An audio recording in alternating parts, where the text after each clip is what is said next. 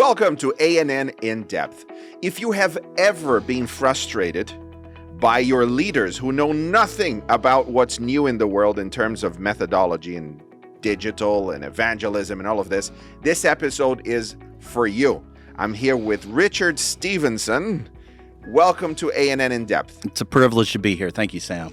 You are responsible for digital strategy for the World Church.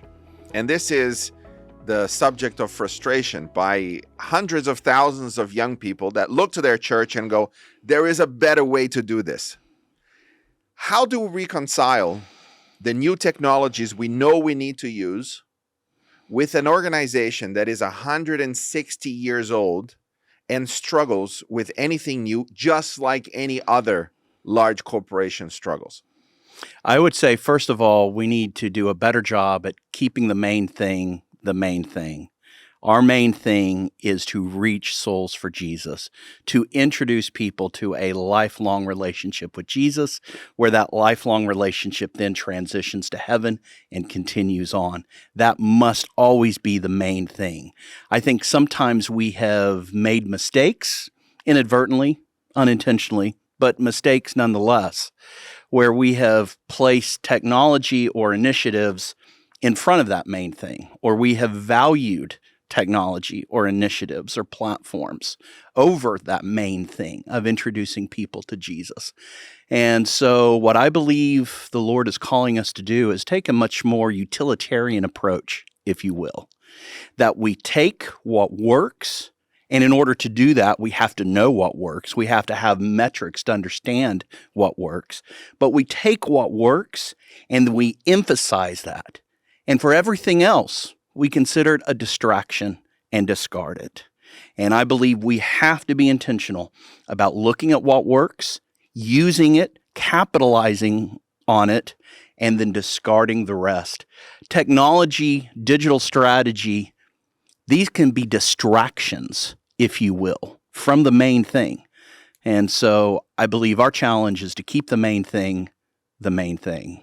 Okay, so there are people that are very open to new experiences. Generally, they notice when there is a new technology and they can see ways of using it.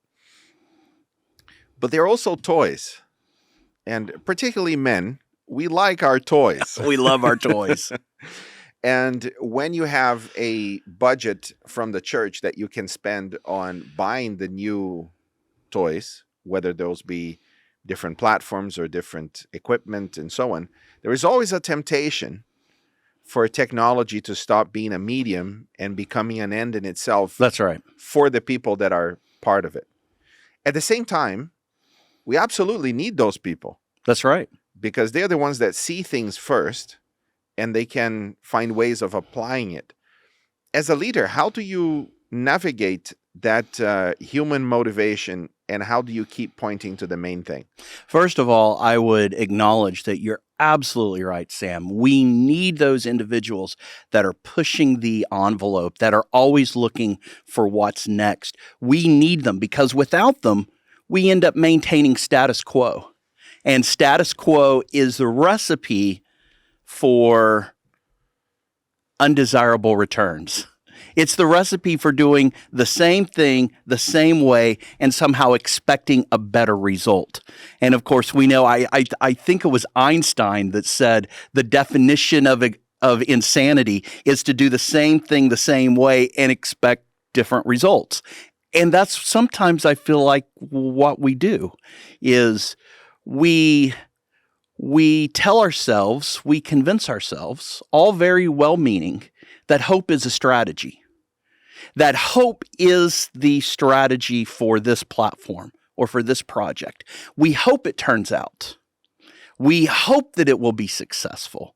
We hope that the Lord blesses. And yet, are we doing our due diligence to spending, first of all, I would say, time in prayer, asking the Lord to continue to bless it past launch, post-launch? And then are we doing our due diligence in understanding what are the ongoing management responsibilities? What criteria do we have if they're being successful?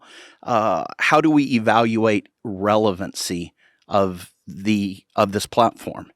So summarizing there, we need those people to aggressively pursue these new technologies, but we need to have these guardrails in place. And the guardrail right here and right now, what we're building, what I'm so excited about, is we're building a digital strategy for the General Conference, which we hope will be a template, not in a prescriptive or arm-twisting way, but in a collaborative way with our divisions, that we come together as one church and we embrace a digital strategy to reach people for Jesus. That is our dream. That is our vision. And I believe it is for such a time as this that this emphasis has been called right here today. The Lord's coming back soon. And the Lord expects us to do everything we can to move forward in a way that is organized and still progressive in reaching his people, reaching the lost. I could say a lot more about those guardrails. We will get there. This is an in-depth. We're going to go in depth. Praise the Lord, brother. I'm ready. I still want to struggle with the general elements of how to create an environment of innovation, an environment of rapid failures where you can learn from your mistakes and then find something that works. Because the world is changing very, very quickly. And one of those shifts when it comes to digital is that it is challenging the structure of the Adventist Church. So I have another podcast with David Trim called Mission 150, where we visit all of the mission stuff. And it hasn't been aired yet, but we just recorded an episode that talks about the reorganization of 1901 and 1903. Okay. And he was describing to me what happened between sending the first missionary in 1874 and the reorganization. And watch this. You're going to love this, Richard. From the moment we sent our missionary, Andrews, and he left in 74, we had to organize ourselves for mission in the sense that we needed to send missionaries to the whole world. And we did it by creating these separate legal entities that would coordinate parts of the work. Yeah. Some were in the U.S., one was in Europe, and another one was in Australia. The first two unions, Australia and Europe, if I'm not mistaken. But there were other. Sabbath School was a separate legal entity, and there was the missionary, the secretariat part of missions organization was not part of the secretariat, was not part of the General Conference. It was a separate legal entity. So he described how in the 80s and 90s there was fragmentation, there was duplication, and there were competition. Fragmentation, unhealthy competition, duplication, and competition. And as he described it, it became very clear to me, and I mentioned this in the podcast. I suggest you listen to, because it's very interesting. But there is a similarity when we're now trying to figure out how to send missionaries to the digital world. Okay, because our first structuring in 1901 and 1903, it had to happen to end fragmentation, duplication, and competition in the physical world. 20-something years ago, the digital world emerged, and we sent our first missionaries. The church has always been active in everything. Websites. In the mid-90s, we already had a global website, Adventist.org. And all the platforms we were in, within months of it launching the platform, we were there. But now what we have is that we have multiple entities around the world that are working completely fragmented. They're duplicating their efforts, and they're competing against each other. Right. So the time has come for us to restructure ourselves. Amen. For the digital world. Praise the Lord. And you, thank God, you're in the forefront of that. But before we get to the actual structure that you laid out for us to navigate within, and hopefully that will lead to the end of fragmentation, duplication, and competition, the General Conference never had to do this. Because generally, we only worked with divisions up until, 20 years ago. the material that we produced would go to the divisions. They would decide whether to translate it into which languages. They'll communicate that to the unions, and then the conferences, and then the church. And everything was geographically bound. Even television was geographically bound. Radio was geographically bound. And all of a sudden, digital comes, Google comes, and somebody that searches for the Adventist Church in Minnesota finds the General Conference website. And now the pressure is on for the General Conference to put up the best version of our Adventist brand digitally, the best possible version of family ministries digitally. So our outfacing, how we present ourselves to the world, now has to be top-notch from the General Conference to communicate directly and build relationships. Because if it's not, imagine, if you will, that we have 175,000 franchises of McDonald's. Let's use that as an example. We have within our church roughly 175,000 churches and companies. Yeah, faith communities, roughly. Imagine that each faith community has their own identity. Imagine that each regional territory has their own identity. And so when you ask the question, who are Adventists? What are Adventists? What do they believe? We are diluting our own message because we have competing identities, not complementary identities, but competing identities. Imagine that McDonald's had these 175,000 franchises, but they have a different logo for each franchise, or they have a different menu, management structure. They have everything unique. First of all, manage the sheer inefficiency of such a scenario, but also how do you drive engagement when the people you're trying to engage with don't know who you are? Because we don't know who we are. We know we are a prophetic message, a prophetic people with the prophetic message. We know we've been called by God to be an end-time people. But who are we? And as we look across our faith communities, depending on where we're at, especially back in the 80s and 90s, it wasn't clear who we are from a branding perspective. Yeah. Even within one division, North America, where I've been blessed to work 23 years, it was not clear who we were. Yeah. Now it's clearer. At least we have a branding. We have a logo that in the 90s was established, and now we have branding guidelines that extend far beyond the logo, the visual look and feel of the church, that even provides a potential integration with hospitals and schools and what have you. But the General Conference in particular has received this tremendous pressure of creating a brand for the world that works across all the different countries. That was a nightmare project, but God blessed tremendously. And also the digital strategy now. Traditionally, by the time you get to your 60s, you get to the General Conference. And by then, you've left the local church, you've left the local realities a long, long time, for decades. I have seen with this desire, with this need, let's say, to end fragmentation, to end duplication, and to end competition, a drive to get younger and younger people to be part of these important strategic discussions. Yeah. It's not that we have 18-year-olds, because the 18-year-olds that I've met, I haven't met one that understands even remotely the complexity of the Adventist Church.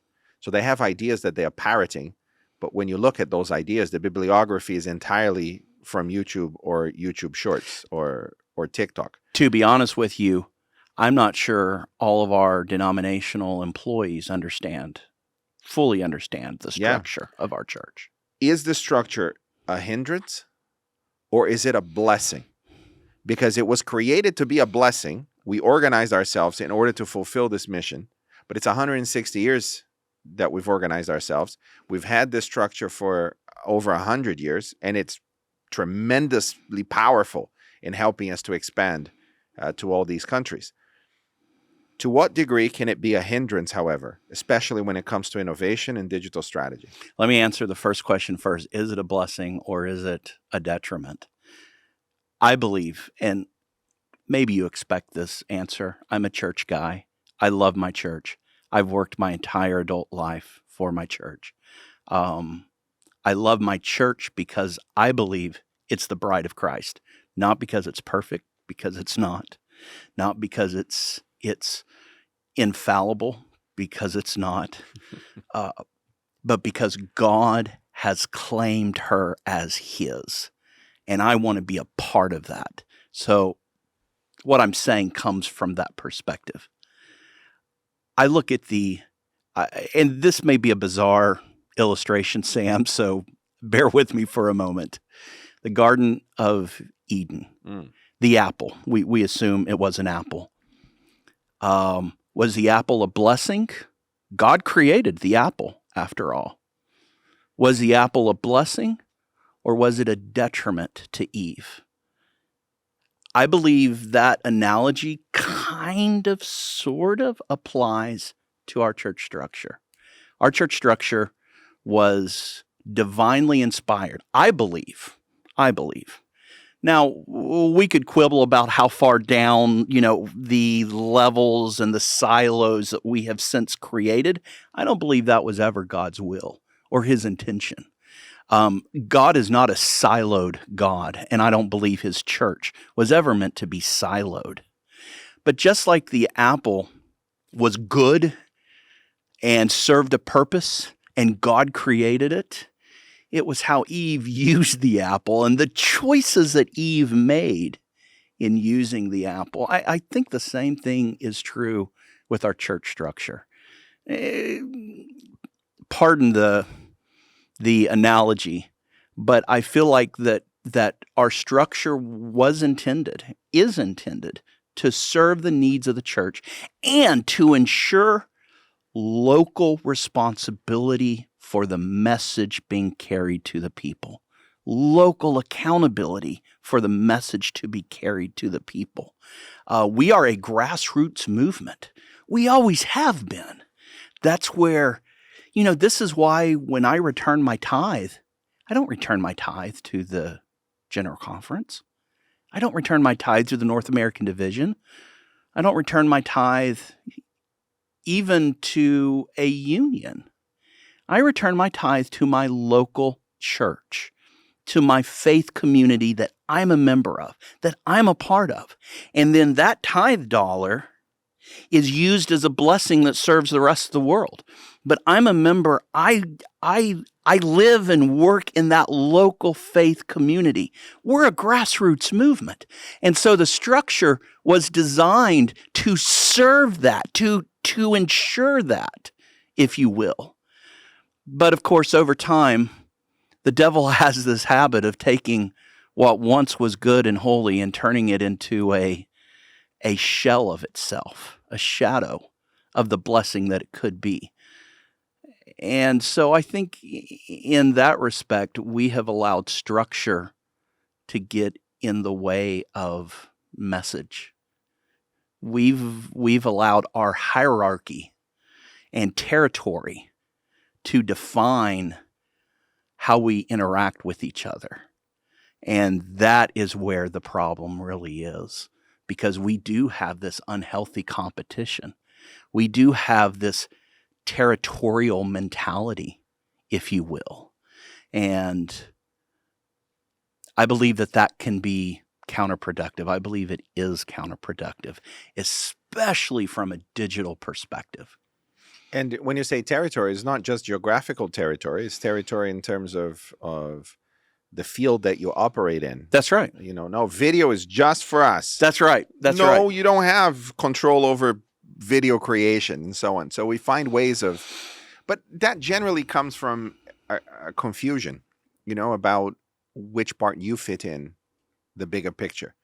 It comes from confusion, but if I may, and I just want to share, I hope I'm not over disclosing, it also comes from kingdom building, small k.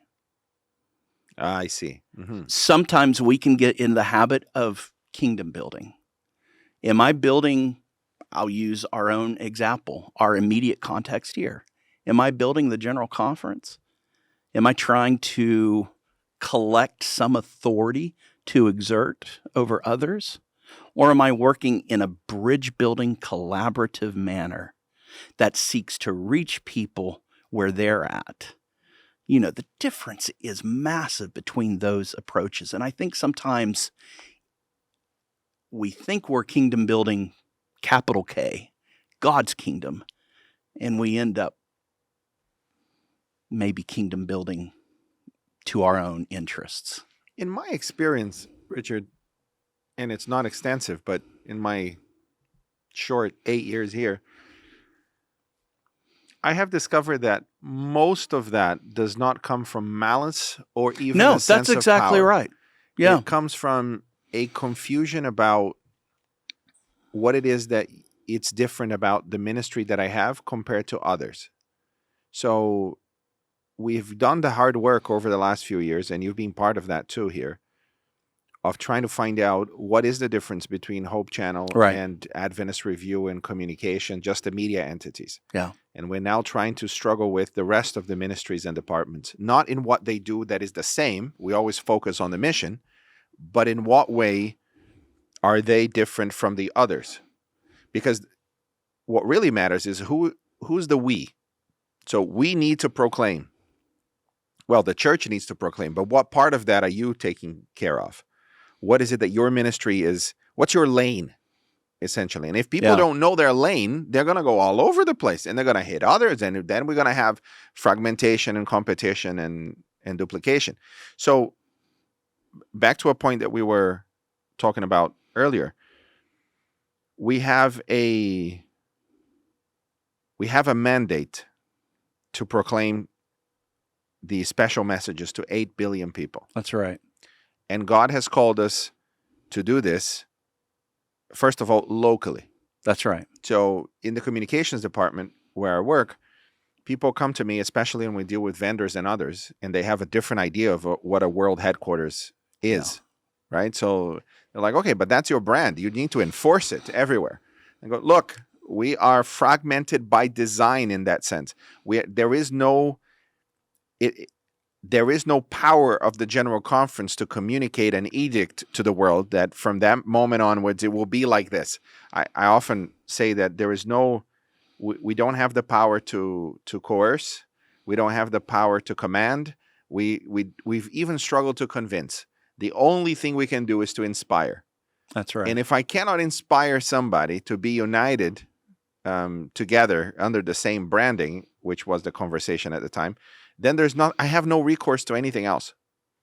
So in that sense, we are not like a regular headquarters. It's a bit like a pastor trying to lead his church. They're all volunteers. Yeah. If he cannot inspire them to do something, they won't do it. They're not paid. They do whatever they like. So how do you see this play out today in the importance of leadership setting a vision that is closely aligned with our mission? I think there's two responsibilities. The first is to listen, and then the next is to listen. I think we need to listen to our divisions, to the rest of the world field, to understand what is relevant local in their broader faith communities. What's relevant? And then how do we take that to coalesce it into a digital strategy for the General Conference, which then becomes a template, if you will, for the world church to move forward. So I think that our conversations has to start with us doing less talking and doing more listening. And I think that listening, what listening really is bridge building. I can't build a bridge if I'm telling you what your strategy is, whether you like it or not. I can't build a bridge. Mm-hmm. But if I'm listening to you, if you're a part of the conversation from the very beginning, You're going to have ownership into that conversation. You're going to feel like you're part of the game, if you will. You're going to feel like that you're an integral part of this mission. And so I think that's first and foremost, is we have to do a better job at listening. Well, you've been listening for a while, and a result of that listening process are the new committees, the new structure, where the conversation around infrastructure, digital infrastructure, so hardware and software and so on. Also, the initiatives. How do we effectively make it happen? Yeah. And the innovation. Yeah. So tell me more about that structure. So we have, as of March of this year, so this is something that we're just launching. As of March of this year, we created a digital strategy committee. And this is an administrative committee. This is not an operational committee. Operational in the sense of the day-to-day carrying out the tasks, if you will. Okay, so they don't carry out tasks day to day. That's right. This is an administrative body that has been asked to bear the responsibility of looking forward and charting what is our digital strategy. How do we make connections? Living in 2023, 2024, moving forward. How do we make those connections? So the digital strategy then is comprised of 3 operational subcommittees. And those operational subcommittees are the ones that's tasked with maybe the more day-to-day, the work, if you will, of the committee. And the 3, as you just named them, is infrastructure, initiatives, and innovation. And so those 3 focus on their lanes, ensuring that the infrastructure is responsive to mission, ensuring that our innovation exists. First of all, are we innovating? Do we have a committee that is tasked with looking at new and evolving technologies and how we can fail? Initially, perhaps, but then how do we make those failures into successes? How do we take advantage of the technologies that succeed, that are relevant in carrying the mission forward? So, and then of course our initiatives. So those are the 3 subcommittees, and they are broad committees taken from many different departments and ministries here at the General Conference, and institutions as well. Hope Channel, Adventist World Radio, Adventist Review, etc. Okay. So for those that are listening who are skeptical of committees, like, okay, so I was just going there. The answer of the General Conference. You saw the smile on my face. I saw We're going to make more committees, and we're going to check a box and say we're done. So this is... So let me go through this a little bit, Richard. It is easy to be skeptical about committees. Sure. It's actually easy to be skeptical about a 160-year-old institution, because innovation is not part of what we do. And as soon as you have a corporation, risk aversion is the leading thing. That there are 2 things that people are very obsessed in every corporation. This is not unique to the General Conference. Yep. This is any corporation that has more than 300 staff. I promise you, this is it. Okay, so the first question that people have all the time is, do you have permission to do this? Okay, that's the first obsession, is permission. Who has permission to do what? And the longer you are in a corporation, the more concerned you are with whether people have permission or not. Yeah. This is the opposite of a startup. So in a startup, everybody does everything because nobody knows what the others are supposed to be doing anyway. So there is everybody is in. All hands on deck. All the hands on deck, they're in.